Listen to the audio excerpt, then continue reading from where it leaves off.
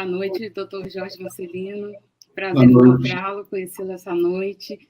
Boa noite a todos que estão nos ouvindo.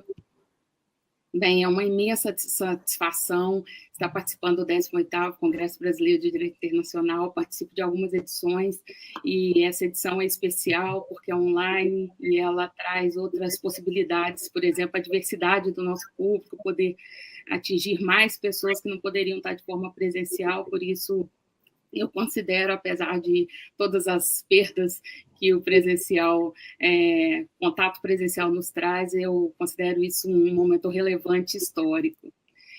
Bem, doutor Marcelino, que vai presidir essa conferência de hoje, sócio da Roveda e Marcelino Sociedade de Advogados, ele é especialista em planejamento tributário internacional e investimentos estrangeiros, ele é doutor pela Universidade de Barcelona e Universidade de Sorbonne. Ele é mestre em Direito Tributário pela Universidade de Barcelona e também mestre em Direito Tributário Internacional e Planejamento pela Universidade de Roma. O tema de hoje é muito interessante, é sobre holdings estrangeiras, a utilização de sociedades estrangeiras para a gestão de ativos no Brasil. É muito louvável a escolha do seu tema, pela atualidade dele, apesar das polêmicas, mas especialmente por o senhor atuar na linha de frente como advogado, muito interessante quando um acadêmico, um pesquisador, além de tudo, trabalha na sua área de pesquisa. Isso engrandece profundamente a nossa conversa, vai me trazer novos conhecimentos, eu tenho certeza que todos que estão assistindo, nossos alunos e outros professores. Enfim, doutor Jorge, seja muito bem-vindo, estou aqui para te assessorar e a palavra é sua. Obrigado, boa noite. Professora Renara, muito obrigada pela recepção. Eu gostaria de iniciar agradecendo ao professor Wagner Menezes, a quem eu estimo muito e desde 2016 vem me convidando para participar do Congresso Brasileiro de Direito Internacional. É um desafio fazer remotamente, a gente está acostumado a ter o contato presencial, a ter essa interação com os participantes do Congresso, infelizmente isso não é possível nesse momento. Mas eu espero que a gente possa, de outro lado, atingir mais pessoas, que a gente possa ter mais acadêmicos, estudantes e profissionais da área nos assistindo. Espero que essa minha fala encontre todos bem e que eu possa cumprir de forma satisfatória esse desafio de tirar um pouco a discussão de temas importantíssimos da área pública e trazer algumas reflexões de interesse da área privada, que é a minha área acadêmica de especialidade e a minha atuação profissional. Eu, basicamente, queria tentar abordar os pontos principais aqui nesse tempo que é um pouco estreito e falar um pouco para vocês a respeito de utilização de sociedades holdings e principalmente da utilização de sociedades holdings internacionais para gestão de ativos. Apenas para a gente contextualizar, eu acho interessante a gente rememorar um pouco o que a gente fala quando nós nos referimos a sociedades holdings. Eu tenho frequentes questionamentos por parte de alguns clientes do que seria exatamente uma sociedade holding. A sociedade holding ela começa a aparecer no Brasil já por volta da década de 70, com a legislação das sociedades anônimas, quando eu tenho a referência a sociedades cujo objeto social são a administração de participações em outras sociedades. Então, o termo holding ele vem lá da língua inglesa, do verbo deter, possuir em inglês, e ele remete justamente àquela sociedade cuja função principal é administrar participações em outras sociedades. A sociedade holding, quando eu me refiro a uma sociedade holding, eu estou me referindo a uma sociedade que a uma forma de objeto social de uma sociedade. Não estou me referindo a um tipo societário, não estou me referindo a uma estrutura específica. Quando eu me refiro a uma sociedade holding, eu estou me referindo à atividade que essa sociedade desenvolve. No Brasil, o desenvolvimento dessas atividades ele pode ocorrer dentro de qualquer espécie societária, desde a sociedade limitada, a sociedade simples, uma sociedade anônima, uma sociedade em comandita por ações, uma sociedade em comandita simples. Qualquer espécie societária pode ter por objeto social o controle de outras participações societárias. Aqui vem também um outro mito que a gente precisa afastar, que a sociedade holding tem uma forma de tributação específica. A sociedade holding ela pode adotar o regime de tributação do lucro real ou o regime de tributação do lucro presumido. É vedada a inclusão de sociedades holdings no Simples Nacional, mas eu posso optar livremente entre o lucro real e o lucro presumido para tributar as minhas receitas quando for o caso. Então, essa sociedade holding, ela está ligada à gestão de ativos e, conceitualmente falando, a gente pode dividir esse tipo de sociedade em dois grupos. As chamadas holdings simples ou holdings puras, que são aquelas sociedades que acabam somente administrando participações societárias em outras sociedades, e as chamadas holdings mistas, que, na verdade, são administradoras de ativos. Essas sociedades elas podem administrar, além de participações societárias, ativos como direitos, imóveis, títulos e outros ativos de natureza não societária, de natureza creditória, de natureza mercantil, são as chamadas holdings mistas. A sociedade holding ela é um instrumento bastante usado para a gestão patrimonial e bastante eficiente para a gestão patrimonial, porque eu consigo concentrar o que estaria ligado a uma pessoa ou a um grupo de pessoas dentro de uma administração profissionalizada. Essas sociedades elas conseguem servir como um instrumento de estabilidade, porque note que, como pessoas naturais, nós estamos sujeitos à morte, nós estamos sujeitos a divórcios, nós estamos sujeitos a incapacidades permanentes ou temporárias, e nós estamos sujeitos a todos os eventos advindos da nossa vida civil. E quando eu interponho uma sociedade holding entre a pessoa natural e a sociedade controlada, quando eu coloco uma sociedade holding para controlar esses ativos, os ganhos são na estabilidade. Independentemente das situações que eu esteja vivenciando na minha vida privada, como um divórcio, como uma doença, como uma incapacidade, a minha participação na empresa controlada, ela fica estável.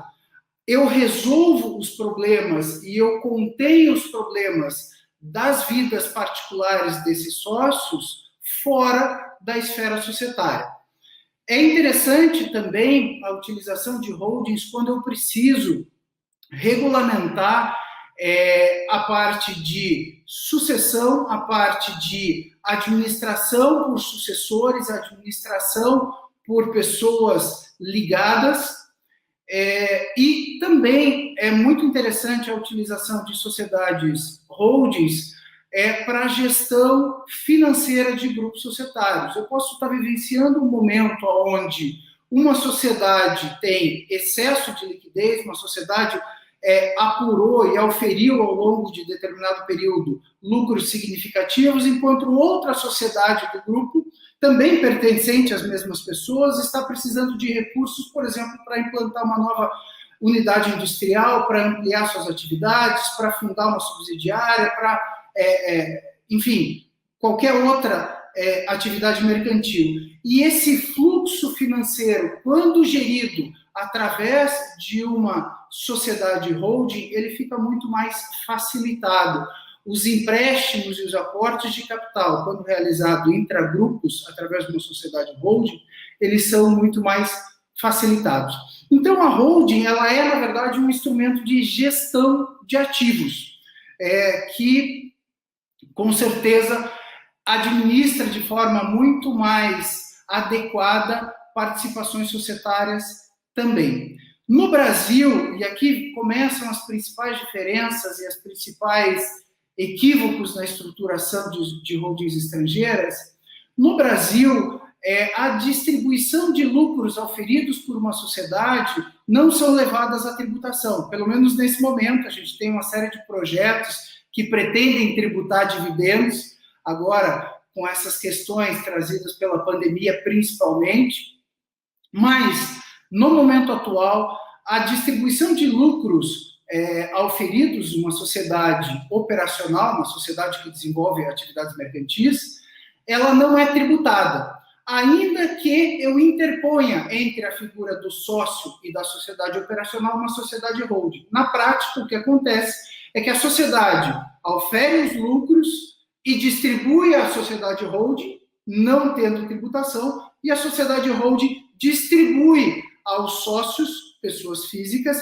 também sem tributação. Então, hoje, no Brasil, quando tratamos de operações internas, os lucros auferidos por uma sociedade não são tributados e o impacto tributário da constituição de uma sociedade holding, ele também é nulo, porque ele não vai ser levado à tributação.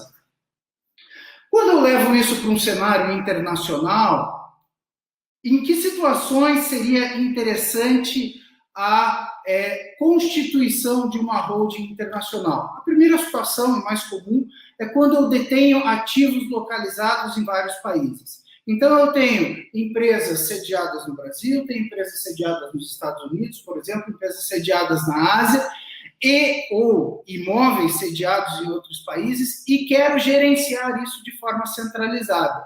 Então, nesse caso, eu tenho uma hipótese em que a constituição de uma sociedade holding pode ser adequada para o cliente. Além disso, eu tenho as hipóteses de planejamento para imigração. Nós temos uma onda imigratória hoje para Portugal e para os Estados Unidos, pessoas que, ao final da sua vida, resolvem estruturar melhor seus investimentos e morar fora do Brasil, e nem sempre têm acesso a vistos de residência de forma automática. Então, quando eu pretendo tirar um visto de investimento, um visto de residência, ele pode ser através de um visto de investimento, que pode ser proporcionado através de uma holding localizada nesse país. Então, eu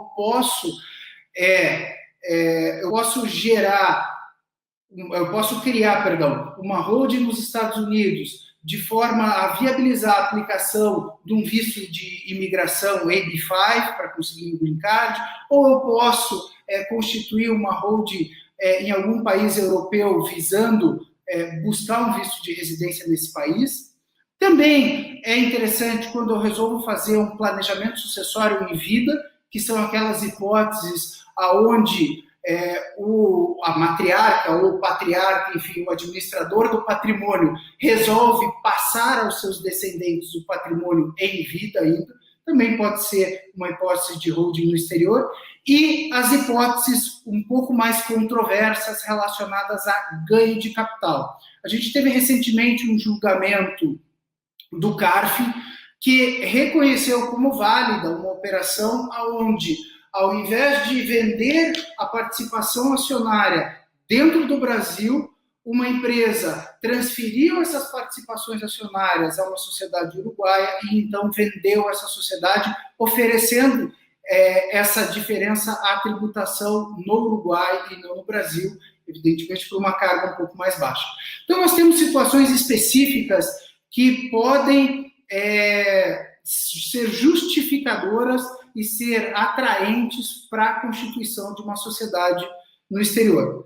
Mas os detalhes desse tipo de planejamento, pela nossa experiência aqui no escritório, é que acabam gerando os maiores problemas para as pessoas. Muitos escritórios acabam oferecendo a compra de sociedades prontas no exterior, o que acaba sendo o pior caminho para fazer esse tipo de planejamento. É muito importante que quem pretenda fazer esse tipo de estruturação e ache justificativas para gerir o ativo através de uma sociedade internacional, faça isso de forma coerente, faça isso através do investimento estrangeiro direto, integralizando o dinheiro através do Banco Central do Brasil, ou seja, faça uma transferência internacional destinada à constituição daquela empresa e à integralização do capital, aportando capital nessa empresa. É muito importante que a participação acionária nessa holding estrangeira seja reconhecida no imposto de renda da pessoa que a detém. É muito importante que o investimento estrangeiro direto seja registrado no Banco Central, é um procedimento relativamente simples, mas de extrema importância. Caso esse investimento seja superior a $100 mil, é importante que nós tenhamos o reconhecimento e a declaração de bens no exterior, que é uma outra declaração paralela à declaração de imposto de renda apresentada ao Banco Central do Brasil, conhecido como CBE. E esses investimentos, eles, via de regra, não são tributados. Eu, particularmente, não conheço país que tribute esse investimento estrangeiro direto e também não conheço qualquer restrição à realização desses investimentos. Então, hoje, a legislação brasileira não impede qualquer cidadão de constituir uma sociedade em qualquer jurisdição que seja. Ainda que seja nos polêmicos paraísos fiscais, nós não temos impedimentos para isso. Tá? É interessante frisar que o planejamento para esse tipo de investimento, ele segue uma lógica um pouco diferente do planejamento para uma empresa nacional, para uma holding nacional. Uma empresa, uma holding internacional, ela não goza das mesmas isenções de distribuição de lucro que uma holding nacional. Isso quer dizer que, quando eu estiver auferindo lucro por essa empresa fora do Brasil e precisar repassar esses valores a uma pessoa física residente no Brasil, isso deve ser oferecido à tributação. Então, isso faz parte da renda tributável do cidadão e deve ser oferecido à tributação. Além disso, se a controladora da holding estrangeira for uma sociedade brasileira, isso deve ser adicionado à base de cálculo dos tributos. Então, é importante a gente não tratar o planejamento de holdings estrangeiras da mesma forma que a gente trata o planejamento de holdings brasileiras. Professora Renara, quanto tempo eu tenho aqui? Eu gostaria de dar alguns exemplos. Sim, só tem tempo suficiente, só utilizamos 15 minutos, ainda não tem nenhuma pergunta. Eu aproveito, pode tomar uma água, para agradecer a didática. O senhor é professor, doutor João? O senhor é professor também? Ah, sim. Extremamente didático, mas enfim, vamos dar continuidade. Lembrando que quem quiser fazer pergunta, deixe as perguntas que a gente vai ter esse tempinho para conversar sobre isso. Muito obrigado. Pode continuar. Então, dentro desses exemplos, normalmente a gente recebe consultas aqui no escritório e ao longo dos últimos estudos que eu desenvolvi, não é raro a gente ser perguntado, ok, tenho uma dessas situações e gostaria de constituir uma holding fora do Brasil, qual o melhor lugar para constituir uma empresa fora do Brasil? Depende. A resposta adequada é depende. Porque, como nós estamos tratando em âmbito internacional, os países apresentam diferentes aspectos tributários e diferentes aspectos estruturais na constituição de companhias. O primeiro exemplo, e um dos locais hoje mais buscados para a constituição de empresas, são os Estados Unidos. Os Estados Unidos, apesar de estarem muito distantes do conceito usual de paraíso fiscal, eles apresentam grandes vantagens tributárias e apresentam grandes atrativos a concentração de capital internacional dentro das suas fronteiras. Principalmente nos estados de Delaware e no estado da Flórida, a gente tem uma série de estruturas de companhias, principalmente a LLC Company no estado da Flórida, que são adequadas para a gestão de ativos no exterior. No caso dos Estados Unidos, especificamente, eu acho que a gente pode ressaltar como principal vantagem o regime estável. Eu não vejo como plausível qualquer embargo ou sanção a um regime americano, diferente do que você pode ter naturalmente se você quiser constituir uma sociedade em Serra Leoa, nas Ilhas Maurício, ou em regiões menos representativas em termos sociopolíticos. Nos Estados Unidos, o regime é estável e dificilmente você vai ter um embargo contra a sua empresa num caso de constituição de empresa americana. Também é interessante as empresas constituídas no estado da Flórida e Delaware para planejamento de imigração, como eu falei anteriormente, e para gestão de operações internacionais. Os Estados Unidos hoje têm recebido uma grande quantidade de empresas que se dedicam a trading, a operações de trading.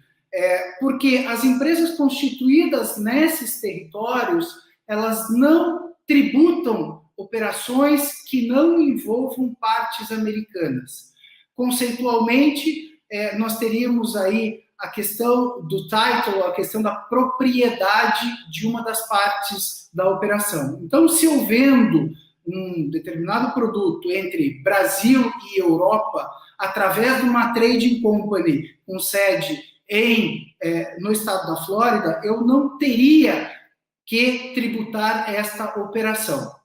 Então, essas são as vantagens de você ter uma empresa nos Estados Unidos. Por outro lado, os Estados Unidos tributam dividendos. Ao contrário do Brasil, a distribuição de dividendos nos Estados Unidos, principalmente para o NRA, o chamado Non-Resident Alien, é tributada a uma alíquota de 30%. Então, sediar uma empresa nesse país para fazer operações de trading e reinvestir esses lucros ou reinvestir essas operações, aumentando e potencializando a sua empresa, é uma excelente jurisdição. Se você precisar distribuir esses lucros, nós já estamos tratando de uma jurisdição com uma altíssima carga tributária, mais alta que a do Brasil, e provavelmente a sua operação vai sair prejudicada. Da mesma forma, ganho de capital, se você precisar alienar algum bem com ganho de capital, que é aquela diferença entre o valor de compra e o valor de venda, seja de um imóvel, seja de uma participação acionária, você vai ter uma tributação aí da casa de 20%, mais ou menos. Planejamento tributário também talvez não seja o melhor lugar para você estruturar uma holding para planejamento tributário. A gente tem não impostos federais, mas o chamado state tax, que é um imposto estadual que na Flórida está na casa dos 45%. Para que a gente tenha ideia como muda, eu trouxe para vocês também um exemplo aqui do Uruguai. O Uruguai ficou famoso ali no final dos anos 90 e no início dos anos 2000, pelas chamadas SAFs, as Sociedades de Inversões Financeiras, que foram amplamente citadas em operações de combate à corrupção e de lavagem de dinheiro. As SAFs foram extintas entre o ano de 2010 e o ano de 2012, justamente para expurgar do Uruguai esse regime de operações ilícitas. O Uruguai, há anos, promove uma política de compliance, uma política de seleção natural de investidores para expurgar do país esses investimentos irregulares. Hoje nós temos dois tipos de sociedades dentro do Uruguai, a chamada SAL, Sociedade Anônima Uruguaia, que ela pode ser, inclusive, ao portador, tendo um controle de beneficiário final, e a SAS, a Sociedade Anônima Simplificada. Essas sociedades, de outro lado, não têm tributação de operações geradas no exterior, a exemplo dos Estados Unidos, mas também não tributam dividendos e tributam ganho de capital à alíquota de 15%, uma alíquota baixa. As operações de trading são tributadas a uma alíquota de 25% sobre uma base de 3%. Então, vocês notem que o imposto de herança no Uruguai não é cobrado. Então, notem que quando eu estruturo uma sociedade holding, eu não tenho como falar qual seria a melhor jurisdição. Eu tenho a melhor jurisdição para a operação em concreto. Se for uma operação de reinvestimento e ampliação de investimentos, com certeza uma holding nos Estados Unidos ou uma trade nos Estados Unidos pode me atender muito bem. Se for um planejamento sucessório, um planejamento para alienação de ativos que vão gerar um ganho de capital considerável, uma sociedade no Uruguai já é uma sociedade muito mais adequada. E assim eu tenho sociedades na Áustria, sociedades em Hong Kong, sociedades em Singapura, cada uma com uma característica diferente para atender um aspecto diferente do cliente. Então, é importante partir do pressuposto de avaliar a necessidade desse cliente ter uma empresa fora do Brasil, não é simplesmente controlar operações 100% brasileiras, eu acho isso um pouco temerário, e também, quando eu decidir por constituir uma estrutura internacional, também avaliar as necessidades do cliente, o tipo de ativo que ele vai gerir, o tipo de ingresso que ele precisa, seja para a pessoa física dele, para manutenção, sejam os seus planos de sucessão ou planejamento para a imigração, isso vai me ajudar a eleger a jurisdição adequada. Tá? Por último, eu queria fazer um comentário relativo às empresas um pouco mais controladas, que são empresas, por exemplo, situadas nas Ilhas Virgens Britânicas. Aí nós já estamos entrando em empresas situadas em paraísos fiscais, as chamadas BVI Companies.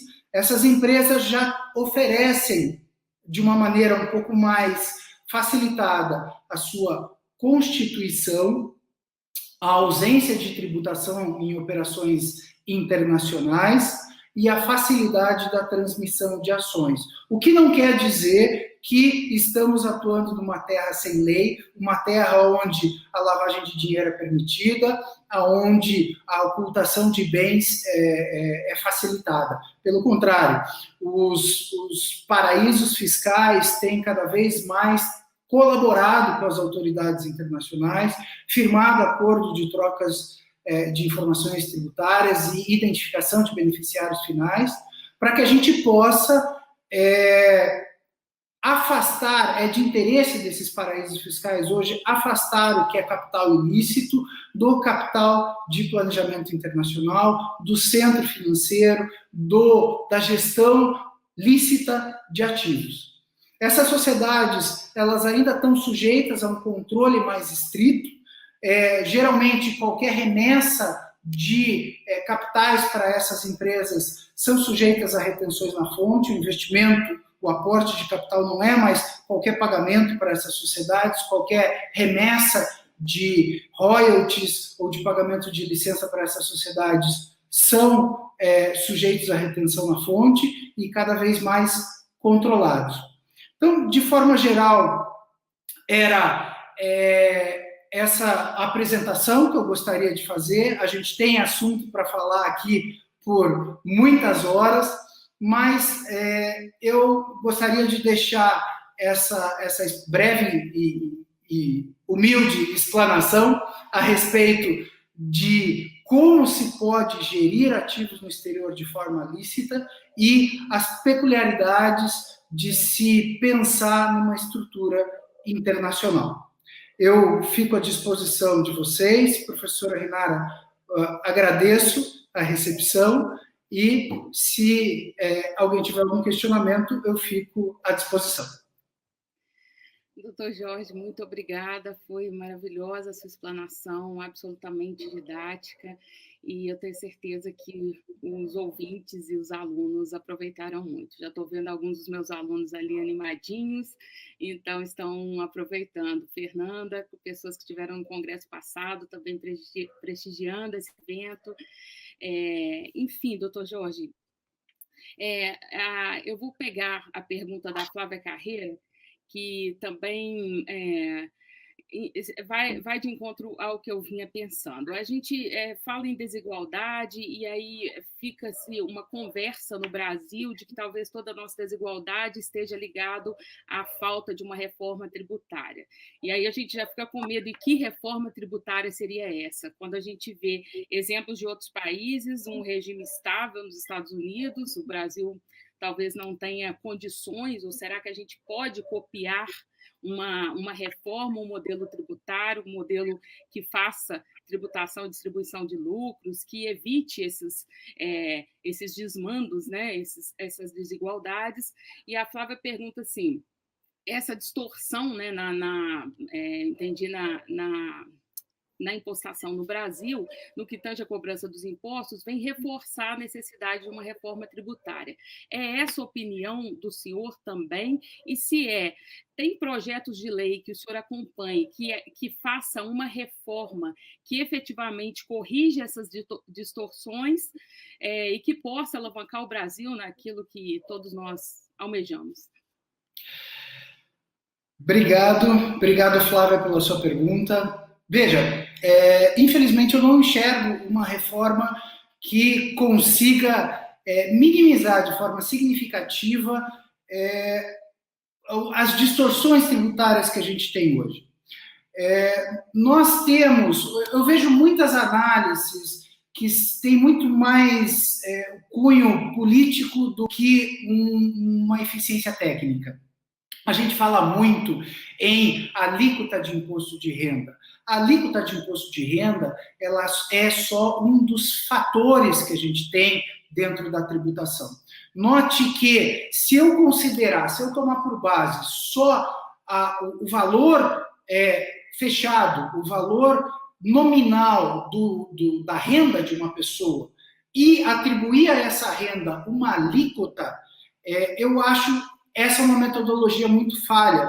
Eu trago um exemplo para vocês que evidencia muito fácil.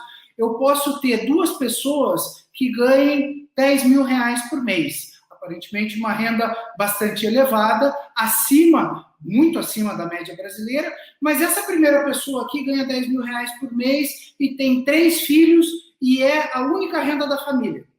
E essa pessoa aqui é uma pessoa solteira, sem filhos, já formada, com um patrimônio constituído ou herdado. Com certeza, e que mora numa cidade do interior, por exemplo. A primeira pessoa tem 3 filhos, mora em São Paulo, a outra pessoa mora no interior. É uma distorção absurda quando eu falo só da renda nominal e de uma alíquota. Eu tenho países, principalmente países do leste europeu e países nórdicos, onde eu tenho alíquotas altíssimas de tributação à renda, mas que até o deslocamento entre a casa e o trabalho são considerados dedutores do meu imposto de renda. Quando eu utilizo uma metodologia de dedução, eu consigo adequar a renda ao perfil da pessoa. Quantas pessoas são dependentes dessa pessoa que ofere renda? Ela tem que pagar escola? O que ela, para filhos, ela tem que pagar moradia? Quais os custos envolvidos nessa pessoa? Então, ao meu ver, uma reforma tributária, ela se basearia em critérios muito mais técnicos e muito menos políticos. A questão da tributação de dividendos também é algo que está sendo trazido como uma bandeira política. Até acho interessante e acho adequado que se diminua essa possibilidade de planejamento interno, quando as pessoas, ao invés de oferir renda, constituem uma empresa e recebem por distribuição de lucro. Esse é o tipo de planejamento que tem que ser expurgado. Mas nós temos que considerar que dos BRICS, o Brasil, é o país que tem a menor taxa de poupança. Nós estamos abaixo de 13%, enquanto A China, por exemplo, tem 51% do PIB de taxa de poupança. Isso significa que sobra muito pouco dinheiro do brasileiro para investir. Nós precisamos de capital estrangeiro para fomentar o crescimento, para financiar compra de máquina, infraestrutura, para financiar o crescimento da indústria internacional, nacional, desenvolvimento de tecnologia. E isso daí acaba desincentivando. Eu tenho um cenário de instabilidade política, que o tempo inteiro nós estamos redirecionando nossos rumos políticos, e, ao mesmo tempo, um cenário de tributação de dividendos. Hoje, eu vejo a ausência de tributação de dividendos no Brasil como um contrapeso para esse nosso cenário de instabilidade. O investidor estrangeiro só vai colocar o dinheiro no Brasil porque ele tem maior risco, mas ele tem uma maior rentabilidade. Quando eu tiro essa rentabilidade, ele tem risco com a mesma rentabilidade que ele teria num outro país estável, muito mais estável. Então, acho que a gente precisa se afastar um pouco dos critérios políticos e do discurso político e trabalhar uma reforma com critérios um pouco mais técnicos. Ouvindo técnicos, especialmente, o senhor tem toda a razão. Não é um problema que se resolva de forma simplicista, como vem se discutindo. Eu vou fazer uma última pergunta, vou pedir para o senhor ser breve. Nós estamos com 33 minutos, estamos dentro do tempo ainda. A Daniela pergunta, professor, o senhor poderia falar sobre a importância da existência de um acordo tributário binacional para a escolha do país de investimento? E aí peço brevidade só na resposta. Tá bom.